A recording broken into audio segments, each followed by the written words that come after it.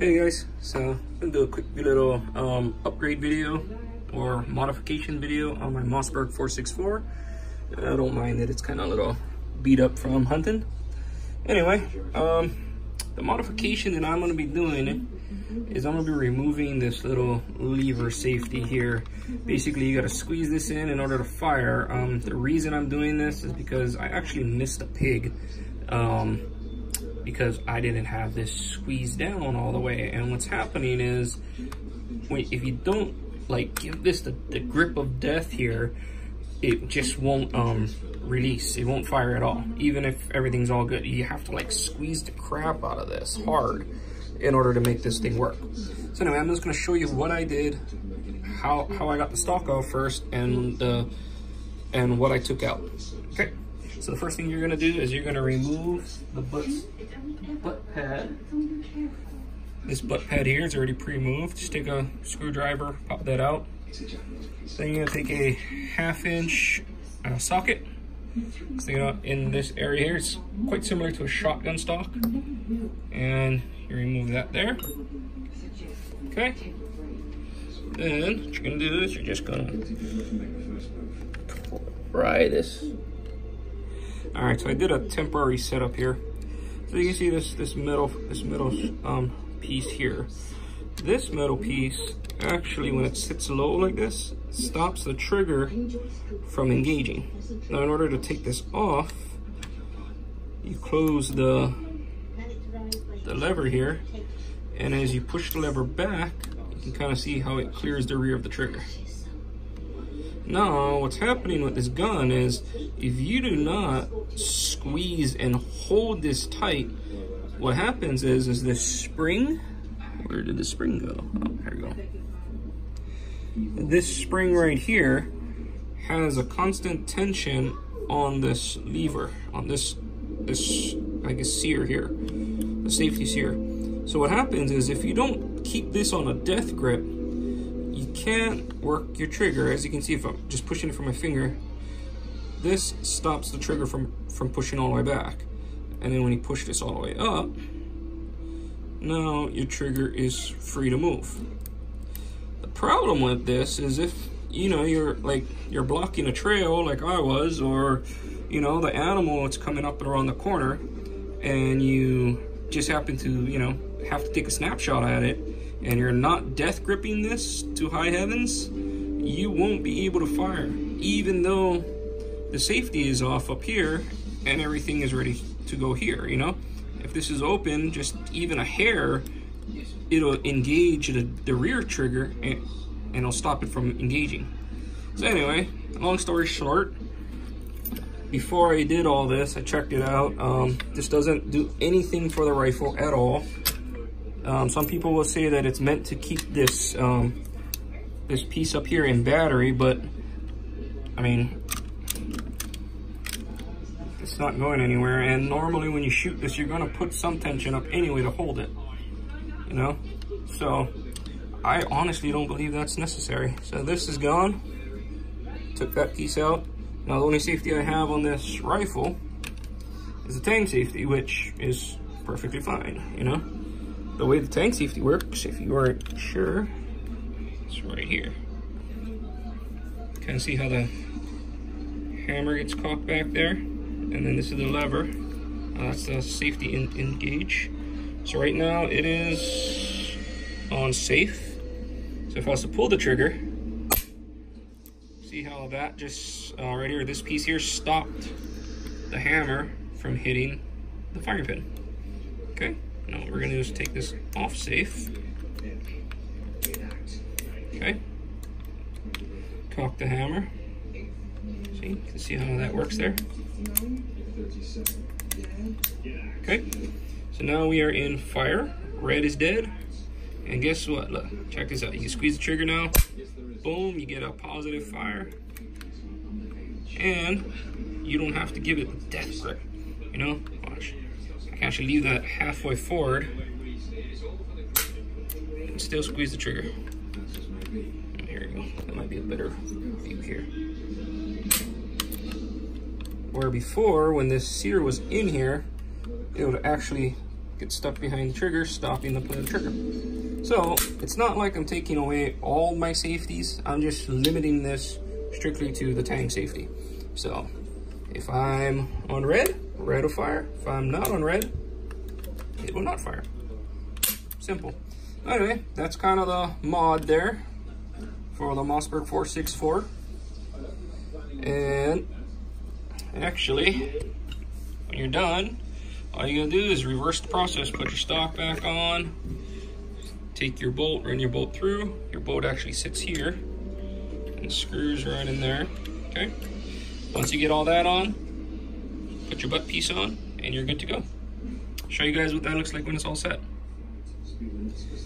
Alright guys, so now that the stock and everything is all fully assembled on the Mossberg, can I show you its little function check here? Let's get that here. I'm trying to film this with one hand. Alright, so firearms in safe, you'll notice that the hammer does not travel and touch the firing pin. This right here is the firing pin, excuse me. Here we go. So this is the firing pin. See how that moves up forward? So this will float freely through the stock, through the chamber. And when the hammer hits this, it pushes the firing pin forward. Firing pin hits the primer, primer goes off, so on and so forth. So as you can see, the firearm isn't safe, and the hammer ain't going forward. All right, now what you'll notice too is you can cock the hammer, firearm's still in safe, and without even, you don't have to put a lot of tension on the lever here to squeeze the trigger. The hammer's still gonna go forward, but it's just not gonna engage the firing pin, as you saw right there. Okay. Now we'll put it in fire. You'll notice that it'll hit the firing pin. Saw that? Boom. All right, now, so you don't even need to hold that. You can still fire. As you can see, yeah, the loading gate will drop a little, and that is what the pin was intentionally designed to be there, was so you could hold it up and ensure that it would not drop when you fire. It's kind of give you a positive grip. But the problem with the Mossberg safety is you have to give it a death grip in order for it to work. So all you have to do is make sure that that's gone. Remove the grip and just lightly grip it. Now you can actually shoulder this rifle, lightly hold it, and it'll still fire. All right, cool. Mossberg 464 lever modification. Yep. Gotta say though, this is an awesome rifle. I love it. I actually inherited this from my father, who passed away about 5 years ago or so. Well, it was a gun he had in his safe. I never used it till my last goat hunt, and I decided, well, I'm gonna take it out with me and give it a go. Well, I took it to the range, zeroed it. You know, soda cans at 100 yards, man. For hunting, that is more than perfect. I love it. It was awesome. The only thing I wish Mossberg did with this 464 line, I wish they came out with different calibers.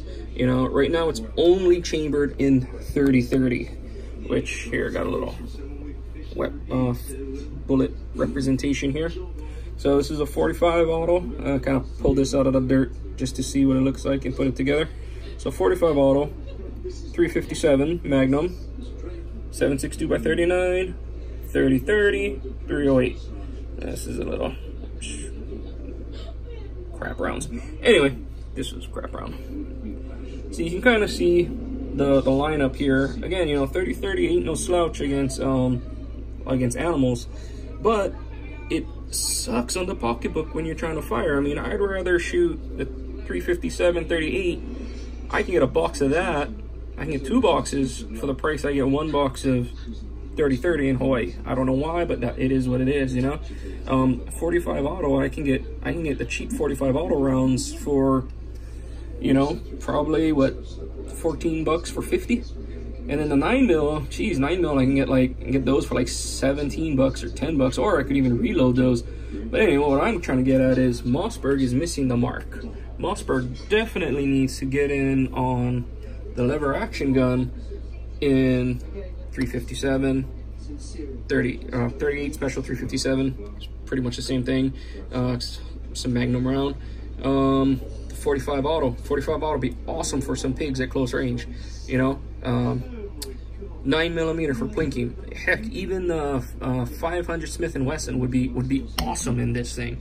You know, you could do some damage to a lot of animals with that round. But what I'm talking about too is, you know, just the plinking factor alone.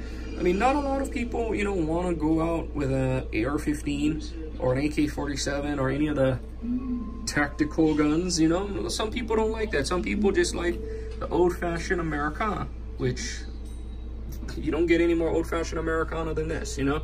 I mean, it's kind of some surface rust from hunting, but I'll clean all that up. Anyway, come on, guys. Come on, Mossberg. You guys need to do a whole lot better if you want to, you know, make a go at this market, especially with the lever action market.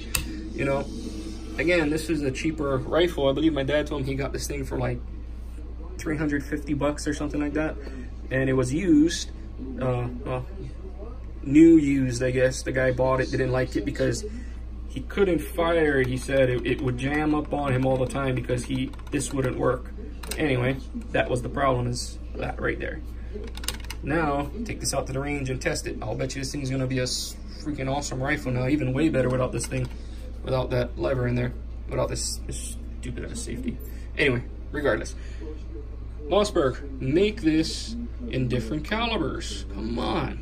I swear, if you make this in different calibers and you adjust this, I mean, if you want to leave this in here, that's fine, but, you know, what I think you guys should do is cut this down a little and make it a little shorter. I mean, I guess I could do that myself as well, you know, and still have the lever safety in there, but to me, it's not necessary on any lever gun.